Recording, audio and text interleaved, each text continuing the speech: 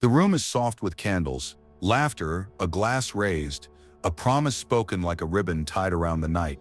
You lean forward, sign the contract, shake the hand, feel the warmth of certainty. Then the blade you did not see, a message unanswered, a clause buried, a friend who turns to face a richer sun. You look for a reason, and the reason looks past you. You call it senseless, it isn't. In the country of advantage, sentiment wears a mask, and the mask smiles until it doesn't pay to smile. People rarely betray without reason. They betray without announcing the reason. Their loyalty was an exchange rate that changed overnight. Understand this with a cold mind. Loyalty in most affairs is a temporary treaty between interests. When interests align, affection sings. When they diverge, music stops. What you call heart was often logistics. Access, cover, time, status, safety, bundled into a warm tone and a steady gaze. Look again at the handshake. It isn't a sacrament. It is a signal for now our paths run together. For now our risks can be shared. For now the price of betraying you is higher than the prize. Change the price, shift the prize, and for now ends. Do not mourn mechanics. Study them. The unspoken laws are not poetry. They are tariffs. Men and women move along routes of gain and protection. They invest in you when your orbit increases their light, and they defect when your shadow grows. Call it cynical if you like. The world does not change its customs to flatter your feelings. You can advertise virtue all day, but people purchase outcomes, not slogans. This is the diagnostic. Most senseless treachery is a ledger event. A competitor offered better terms. Your weakness leaked. An opportunity demanded a scapegoat. A storm approached and you had no shelter to sell. The story told to your face, regret, confusion, fate, was translation for the numbers moved. Treat it like weather, not personal, positional. Ask hard questions. What incentives did I design? What information did I give away for free? Where did I confuse friendly tone with binding cost? Where did I make loyalty expensive and betrayal cheap? If the answers hurt, good. Pain is an honest accountant. You are not a victim unless you insist on remaining one. In every city of power, the naive walk under balconies without looking up. The careful wear a roof. Rulership over your life begins when you stop demanding that people be better than history and start making it costly for them to be worse. You cannot outlaw self-interest, but you can engineer its direction. Begin with deterrence, not drama. Replace blind trust with staged trust. Small commitments, reversible steps, proof over promises. Make clarity your armor. Write terms, set deadlines, define consequences, and keep them exactly. People do not fear your anger. They respect your predictability. Fear, properly understood, is the awareness that crossing you has a price that arrives on time. Do not confuse severity with cruelty. A stable order is kinder than sentimental chaos. When friends know the rules, they feel safer near you. When strangers see you enforce them, they think twice before testing you. Your calm reputation will guard you better than any speech about values. Quiet power is architecture. Incentives aligned, exits planned, eyes open. You came here calling betrayal a mystery. Now you can call it a map. Trace the lines. See where interests met and where they split. Notice the moment you mistook a warm smile for an iron link. The world is harsh, yes, but it is readable. Stand up from the broken table. Step into the role you avoided. Not the wounded spectator, the builder. Repeat this to yourself, not as bitterness, but as discipline. People choose advantage. I will design with that truth. Do this and the knife still exists, but it will find fewer opportunities. You will still feel, but you will not be fooled. Let that be your first act of sovereignty. See clearly, price correctly, move decisively. It is better to be feared than loved, if you cannot be both. You want the world to be kind because you are kind. You want promises to mean what they say. You want love to be a rope that holds under strain. But the city you live in is a theater and the show is profit. The curtains are velvet, the stage is polished, the actors bow with perfect smiles. The play is called virtue, but the script is leverage. Watch the theater of virtue.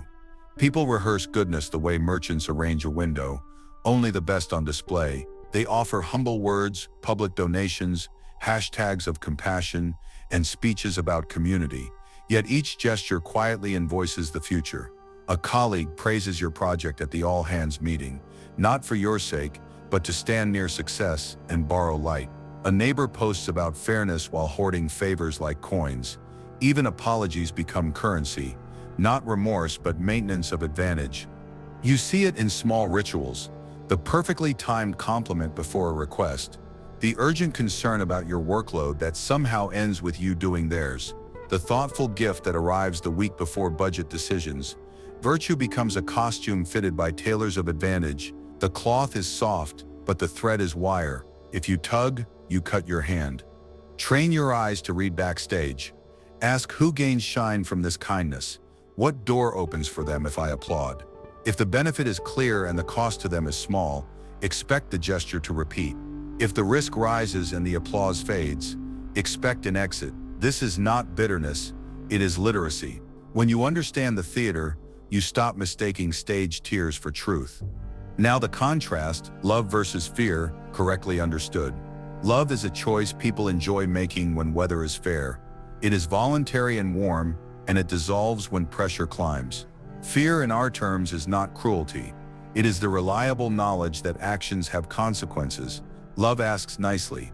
Fear remembers the schedule. Love is a summer road. Fear is the guardrail in winter. In a home, in a company, in a group of friends, systems built on love alone wobble when incentives shift. A manager who relies on affection will watch deadlines slide, then wonder why charm lost its spell. A partner who relies on soulmate talk but never sets boundaries will collect broken promises and soft excuses. A leader who wants to be liked above all will trade long-term strength for short-term applause, and the crowd will leave when the music stops. Systems anchored in consequences outlast warm words because they do not depend on mood. People respect what is predictable. A late delivery always triggers the same response. A broken rule always costs the same privilege. The process is written, and it is kept. Under that structure, love can breathe. Because it is free, not extorted, because it is a gift, not the only glue. You are not asked to terrorize.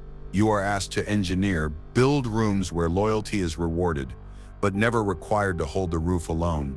Make it easy to do right and expensive to do wrong. Stage commitments in small steps, confirm with proof, and keep exit doors visible. A friend who stays when leaving is easy becomes a friend worth loving. This is how fear, understood as consequence, keeps love honest. Now to the currency of appearances. Visible kindness buys time, access, and information. A polite email sent at midnight signals devotion. A coffee bought for the team signals generosity.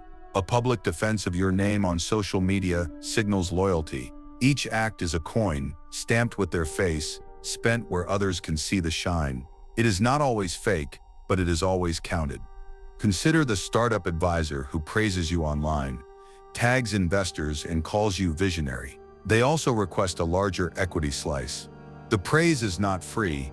It is an invoice with confetti, or the friend who introduces you to a coveted circle, then asks you to co-sign a risk you cannot afford, or the romantic partner who showers you with grand gestures in public while ignoring small promises in private. When appearance buys access, the buyer expects return on investment. If the return slows, affection cools.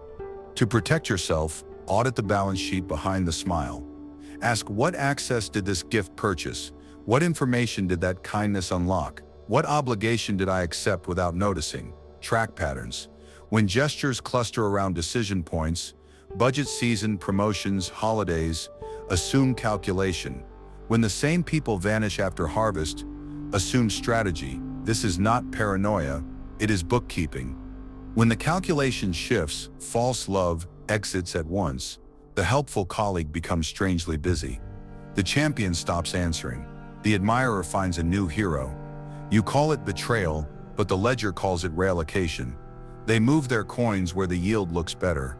If you built your safety on their affection, you will feel the floor tilt. If you built your safety on structure, you will feel a bump, then stand steady. Here is the hard lesson.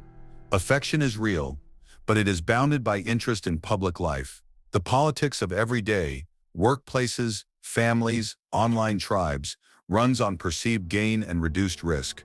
The wise accept this without becoming cold. You keep your heart, but you give it a bodyguard. You appreciate kindness, but you check the contract. You welcome praise, but you value proof. Strip away the consolations, see the mask in the face, reward loyalty, but anchor it to clear incentives and steady rules. Keep promises you can enforce, and enforce promises you make. Let people love you if they wish. Let them fear breaking faith because the cost is known. When you live like this, betrayal stops looking random. It looks like math you already did. Honor freely, enforce calmly, see clearly. Pushed men are ungrateful, fickle, false, cowardly, covetous. You do not live among angels. You live among appetites dressed in fine shirts. The public theater is loud, but the quiet script lies beneath the stage where wounds keep the ledger. Betrayal rarely comes from nowhere. It rises from old bruises demanding payment, from pride that refuses to kneel, from hunger that wears a moral mask. If you ignore the private injuries, the public moves will always look random. Begin with envy, the bookkeeper of treachery. A teammate watches your win and smiles for the group photo, then drives home rehearsing your mistakes. Every cheer for you cuts their skin. At first they mimic your emails, your contacts, your hours. When imitation fails, they try subtraction. A rumor in the right ear, your name misplaced on a slide. A small delay that makes you miss the room. They call it justice. The wound is steering. Then slighted pride, the monarch of rash decisions. In the meeting you moved too fast over their idea, and the room followed you. They waved it off, but the sting stayed. Days later, the vote appears. They back the rival plan and dress the move in clean language. Risk tolerance, strategic alignment. The engine is humiliation. Loyalty would confirm their smaller place. Disloyalty restores their crown. Now fear of scarcity, the oldest general. A friend with bills, a sick parent, and a whisper of layoffs wakes to a shrinking horizon. The rule becomes simple. Keep the roof. They forward your private note just in case. Sit in 2 rooms and promise both yes. When it is time to choose, they pick the door with more food behind it. Survival is the uniform many betrayals wear. Private injuries write public strategy. Pain drafts policy. Resentment hires counsel. Shame calculates, shaving a little off your position each week. The excuses are elegant. The wound remains the author. If you want prediction, read injuries like a balance sheet. When the deficit grows, expect a dramatic transaction. Reduce the chaos with a triad: hunger, fear, vanity. Hunger is need. It wants resources, money, access, time, protection, the keys you hold. When hunger leads, people justify the taking. The vendor who underbids and invoices later with teeth, the cousin who borrows for a month and disappears into seasons, the colleague who forgets to copy you because visibility is rationed. Ask, what do they lack that I represent? Feed fairly or separate cleanly. Starved partners steal. Fear is protection. It hates loss more than it loves gain. Watch how soon loyalty bends when a threat arrives. The intern who agrees with you in private, but nods with the louder faction in the hall. The friend who goes mute when your name costs status online. They did not wake plotting your fall.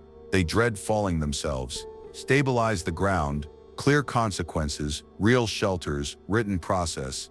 Fear calms when terrain is predictable. It panics when the floor moves. Vanity is image.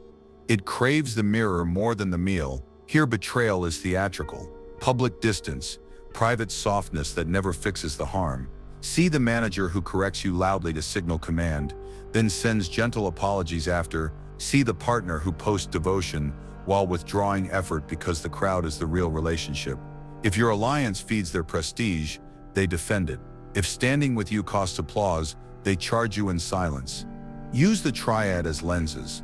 When a move surprises you, ask hunger, fear, or vanity. Often it blends, fear wrapped in vanity. Hunger dressed as virtue.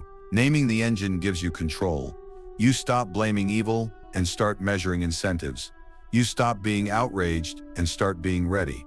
Now face your side. Your blind spots are other people's entry points.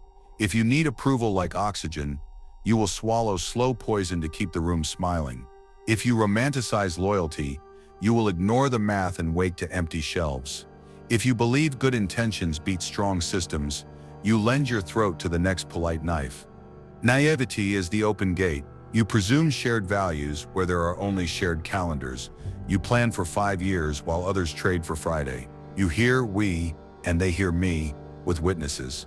Cure it with proof. Do not guess, verify. Stage trust in small steps before large stakes. Good allies won't mind. The hungry will, that is your test. The need for approval is the unlocked window. You over-explain decisions. You soften rules to be liked. You grant exceptions to avoid discomfort, and the exception becomes the rule you cannot enforce. Exploiters watch your face, wait for the flinch, and step through. Close the window. Make rules impersonal and consequences automatic. You stay courteous while your system does the hard part. Reckless idealism is a pretty gate with no guards. You say we're family and predators here. We do not price betrayal. You say trust first and opportunists read, audit never. Keep the ideals, marry them to ledgers. Family is the prize, not the policy. Trust is the destination, not the tool. When ideals drive without instruments, cliffs arrive on schedule. Inventory your exploitable needs. Write them down. Approvals you chase. Apologies you hand out too fast. Silences you avoid. Bargains you strike with your peace to buy a little love. Next to each, design a countermeasure. A delay rule, never agree on the spot. A documentation rule. If it matters, write it. A two-key rule. No one holds both the data and the decision. Make yourself expensive to deceive. Return to the inner map. When you see someone leaning toward treachery, test the wound. If envy, credit them publicly in precise terms, accounting, not flattery. If slighted pride, acknowledge contribution without surrendering control. Pride wants to be seen more than obeyed. If fear of scarcity, build clear paths that do not punish courage. Predictable outcomes beat rumors. This is not therapy. This is governance of human weather. None of this requires cruelty. It requires clarity. People betray for reasons. If they do not know their reasons, their wounds know. Your task is not to heal every scar. Your task is to build a structure where wounds have fewer doors to use and fewer shadows to hide in. You will still be disappointed sometimes. You will not be surprised every time. You cannot stop every knife. You can stop handing out handles. Learn the engines, seal the gates, price the risks, read the injuries before they write your ending, and your story stops being a tragedy and becomes a plan. Name the engine, close the gate, keep your crown. The blow lands in silence before the noise arrives. One message, one clause, one friend turning his face, and your insides fall like a city with open gates. You look for air and taste metal. The room tilts. Names you trusted feel like broken handles. You are not weak, you are wounded, and the wound is loud. First comes shock. Your mind empties like a square after a siren. You walk through the afternoon with your keys in the wrong pocket. Food tastes like paper. Sleep is a rumor. You replay the moment again and again, searching for the frame where the knife first flashed. This is natural, but shock makes you soft clay. In shock, you accept terms that will bind you later. Then story making. Pain hates empty rooms, so it furnishes them with theories. You write a drama where you were perfect and they were monsters, and another where you were foolish and deserved the fall. You pick the version that hurts most and repeat it until it becomes a prayer. You dig for messages, compare timestamps, hunt for a clue you missed. The search keeps your hands busy while your position decays. Next comes fixation. The world narrows to a single window where their name lives. Your work shrivels to the size of the story. You polish your rage. You check who liked whose post and who blinked when your name was said. Each tiny sign becomes a headline. While you count symbols, they move resources. Then the revenge fantasy. You imagine the perfect expose, the sudden reversal, the crowd that finally sees. The picture gives you sugar and steals your discipline. You forget supply lines and timing. You forget that victory is logistics in uniform. The fantasy keeps you brave in the wrong places and silent in the right ones. This is the spiral: shock, story, fixation, fantasy. It does not make you terrible. It makes you human, but it turns you into a poor commander of your own life. Each loop invites unforced errors, loose statements, sloppy alliances, abandoned routines. Now the traps of wounded pride. Pride once struck does not seek justice first, it seeks to repair the mirror.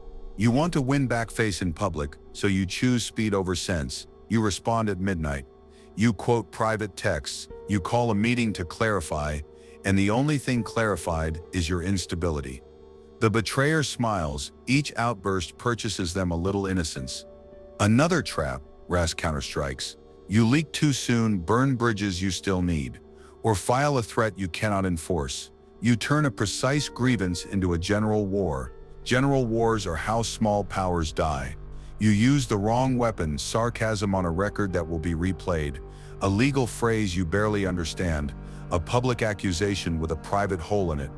Oversharing is the third trap. Pain wants witnesses, so you recruit an audience that may sell tickets. You confess to people who harvest secrets. You send long messages to people who screenshot them. You tell your whole story to someone who only needed a summary.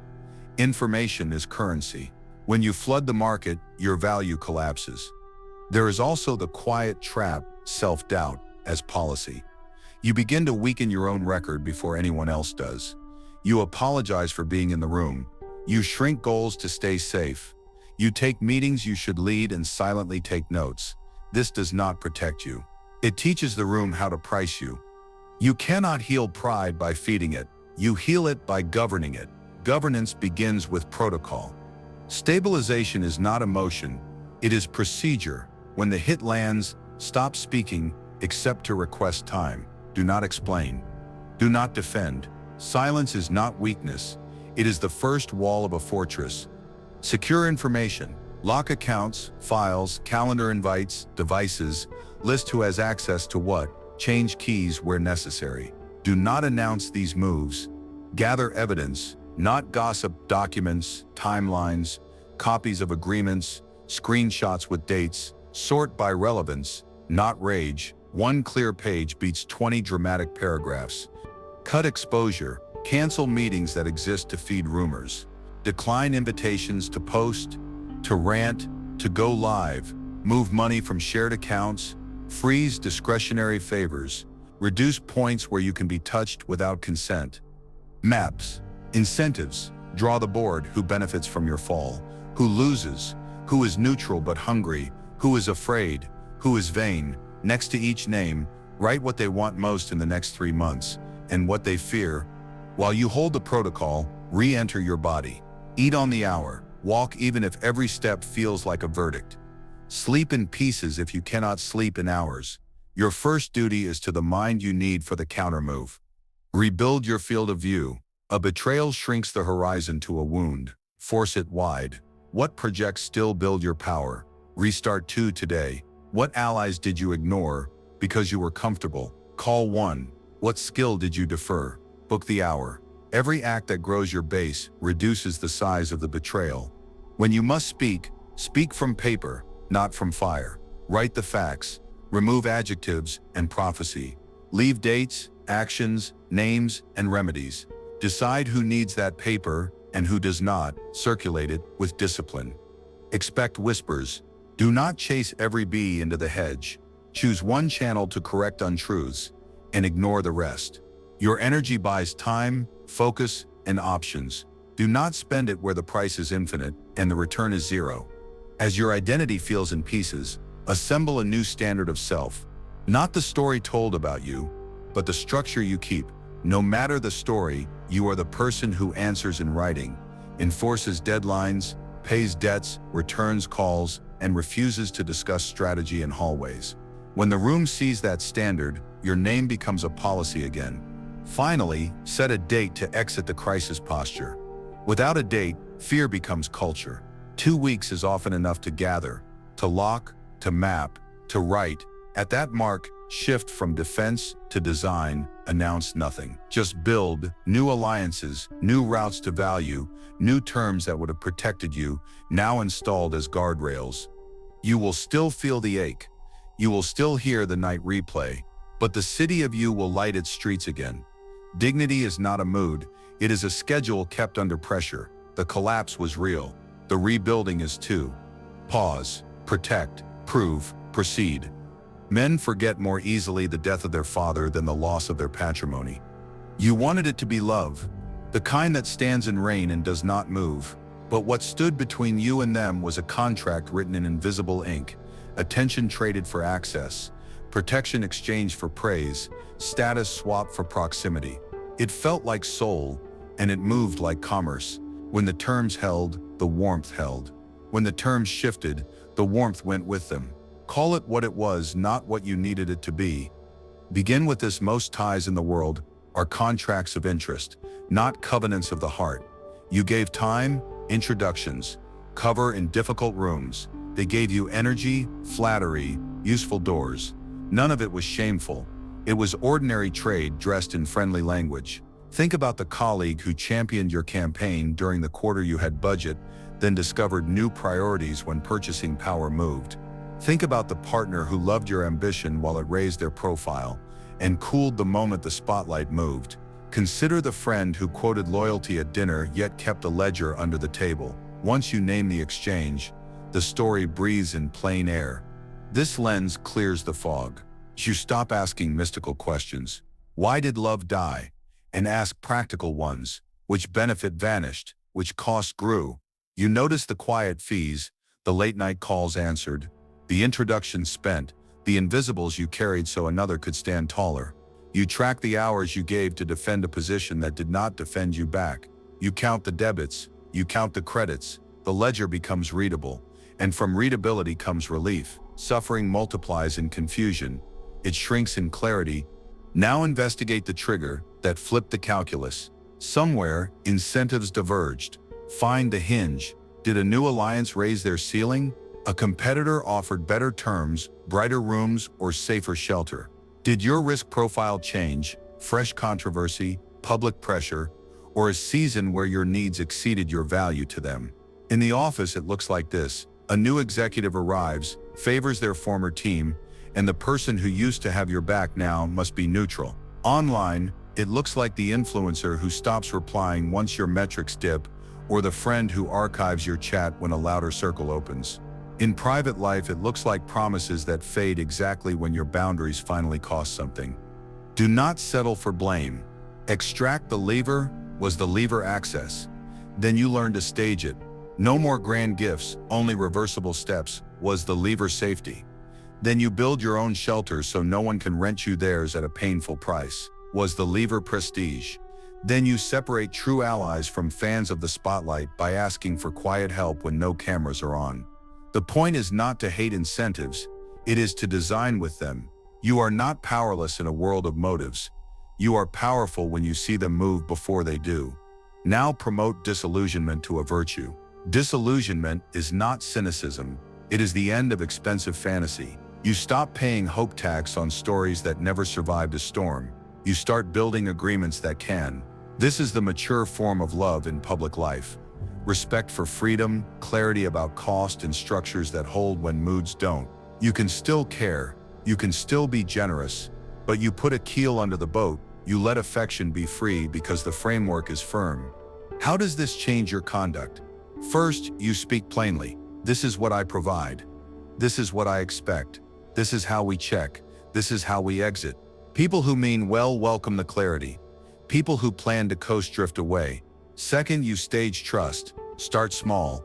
A pilot project, a limited share of information, a trial window with real feedback. Third, you price betrayal. Not with theatrics, but with consequence that arrives on time. Lost access, revoked privileges, a record of terms broken and remedies applied. Predictability, not volume, is what people respect. In ordinary life, this looks like visible, calm boundaries. You stop lending your reputation without review. You protect your calendar like a treasury. You document outcomes instead of debating intentions. You say yes with terms, not with longing. The vague becomes specific, and the specific becomes enforceable. Over time, you attract partners who prefer certainty to seduction. Coffee chats become contracts. Compliments become commitments. You build a circle where affection is easier because the costs are known. Let the old phrase fall. It was love. Say instead, it was an agreement that worked until it didn't. There is no shame here. There is only a lesson to love wisely, construct wisely, to protect your peace, audit your bonds. When you do, the next winter does not ice your heart the same way. You will feel the cold, but you will have a coat. The coat is made of terms, of proof, of exits, of the quiet knowledge that you will be whole with or without applause. You will still offer kindness, but you will not mortgage your future to fund it. You will still believe in loyalty, but you will anchor it to incentives that keep it upright in wind. Stand from the wreckage with a ruler in your hand, not a violin on your shoulder. Measure what is, not what was promised in heat. Reward those who stay when staying cost them something. Release those who loved you as long as you were weather. Refuse to curse the world for being a marketplace. Learn the prices and write better terms. You owe no elegy to a contract that expired. You owe yourself a design that survives the next season. Less myth, more terms. You do not need a harder heart. You need a better design. Strength without structure turns into paranoia. Power without protocol becomes noise. Meet your shadow and give it a job to build systems that keep you safe without making you small. Begin with incentives, not wishes. Hope is a pleasant scent. Incentives move feet.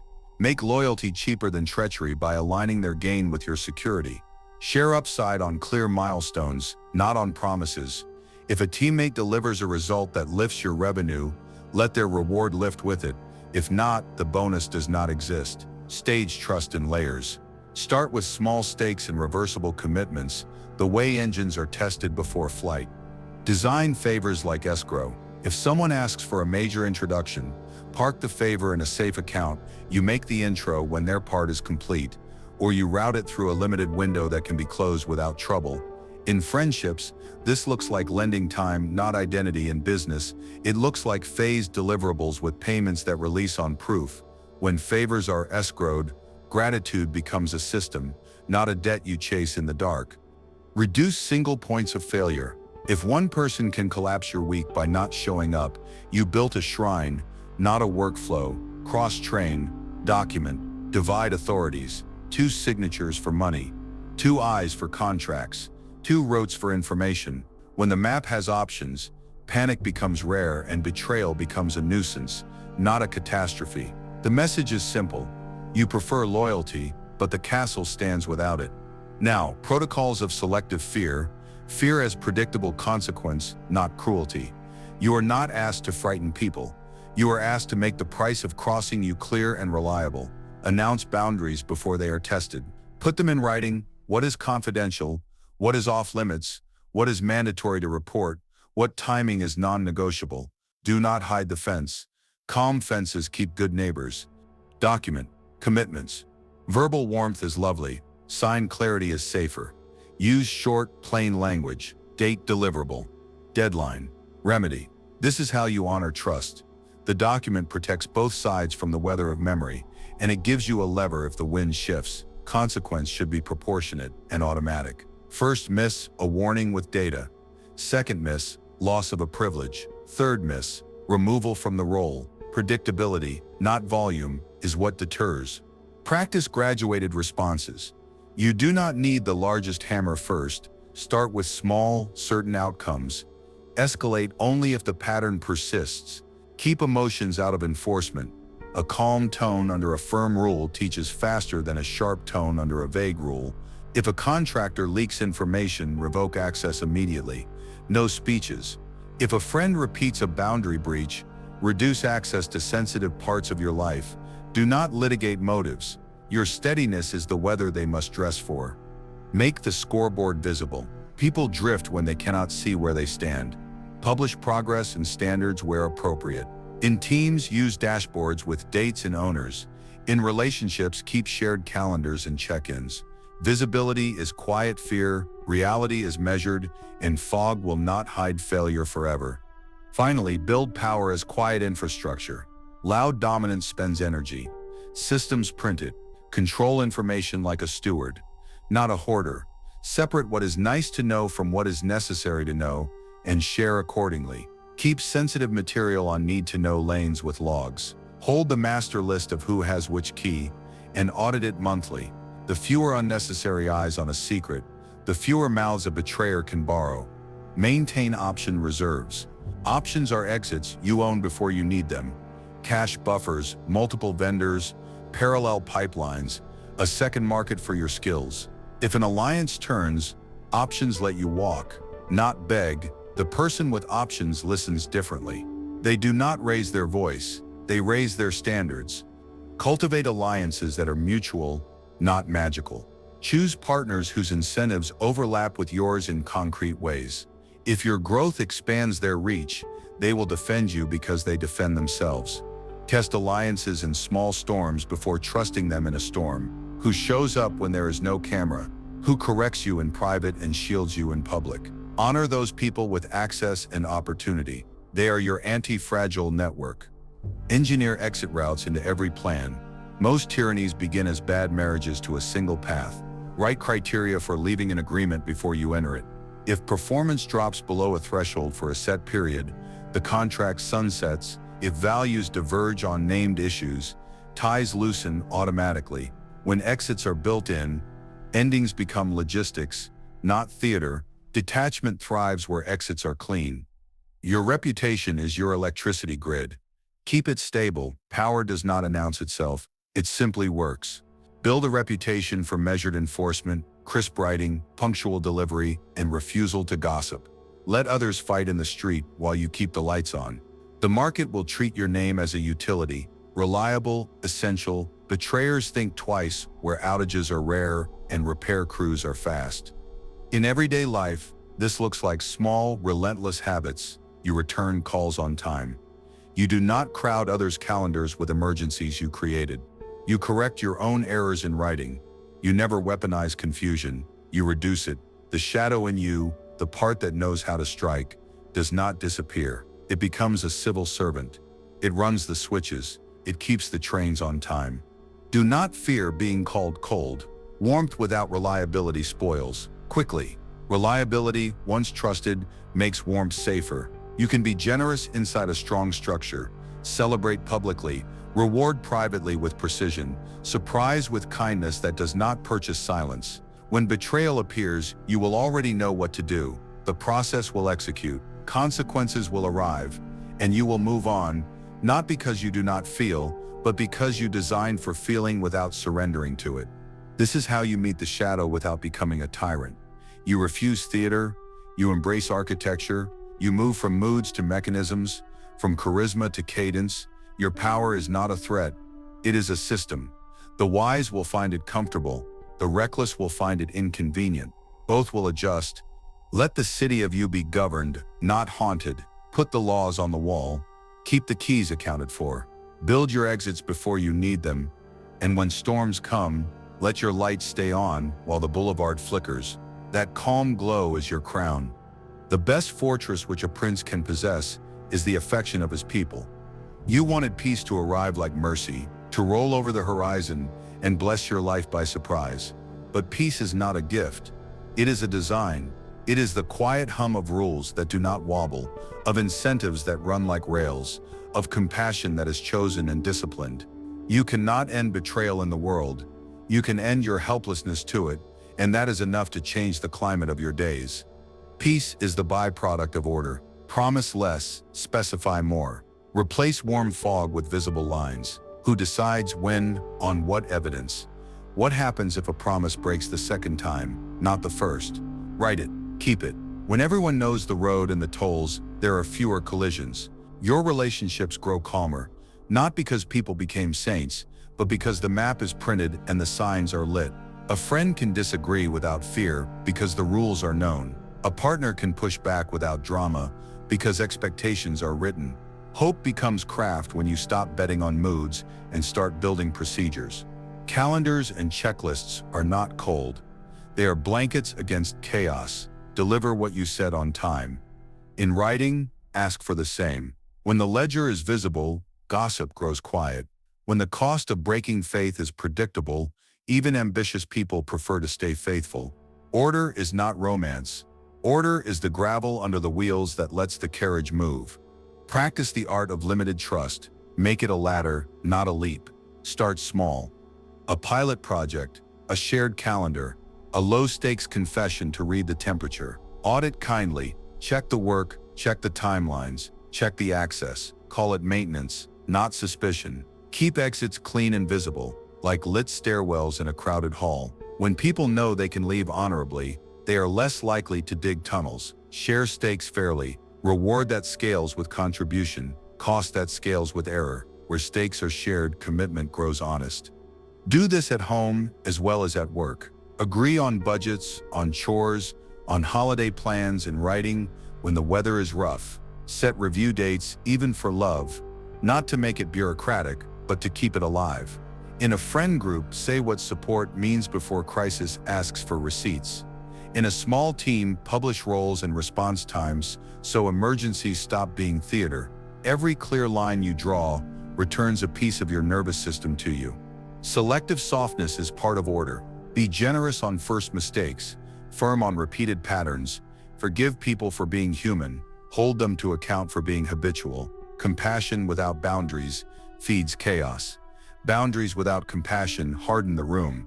Balance them, a calm voice, a clock that is kept, a door that is not slammed but sometimes closed. Now a final charge to the prince who rules a life. See clearly, words are signals, actions are data. Reward without worship, punish without anger. Design incentives that make loyalty cheaper than treachery. Stage trust so it survives a storm. Keep records so truth has a spine. Do not chase applause. Build a position. Power that is quiet survives long nights. Enforce boundaries. The first violation teaches you about them. The second teaches them about you. Speak briefly. Act promptly. Return to your work. Forgive without forgetting the lesson. Forgiveness releases your breath. Memory guards your gates. Let people re-earn access, not rewrite history. If they change, welcome them. If they do not, the design will protect you. You will not need to shout. You will not need to scheme. You will move through days like a river in a channel you built yourself. And then the piece you wanted appears in a different costume. It is not fragile. It does not beg to be kept. It is the rhythm of your systems working under pressure, the steady light in storm weather, the knowledge that you can absorb a blow without losing your name. This is a sober hope, and it is yours to practice every morning. Order first, peace follows.